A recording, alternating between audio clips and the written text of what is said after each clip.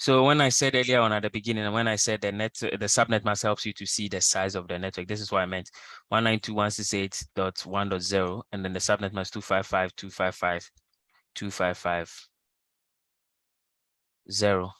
Now, what if this is the network side and this is the host side? It means that since I said that we can only vary it from 0 to 255, it means that the only numbers we can change is from 1 to 255. And that's telling you the size. It means that you cannot have more than 255 different IP addresses. So that's why I said it tells you the subnet mask helps you to know the size of the network. If we go back to a class B and just try to do the same thing, let's say 172.16.0.0, we'll have 172.16.0.1, 0.2, 0.3 up to 0.255. And then we'll go to 172.16.1.0, which is a valid IP. It's not a network address. This is a valid. We have only one network address within a network. This is a valid IP address.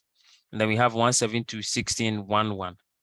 Till we get to a point where we have 172.16.255.255. And that's why I'm saying that that's like 2 power 16. That's around 65,000 and over. That's 2 power 16. And so this is why I said that the subnet mask tells you the size or helps you to identify the size of a network.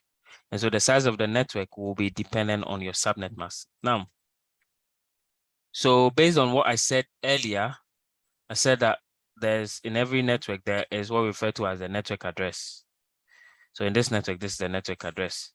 There is also what we call the broadcast address. So network address, there's a broadcast address. You don't assign it to anybody, 192.168.1.255. So I'll not go into the very specific because you're not doing networking. And between that range, so 192.168.1.1 to 192.168.1.254. This is what we call the valid IPs or the usable range.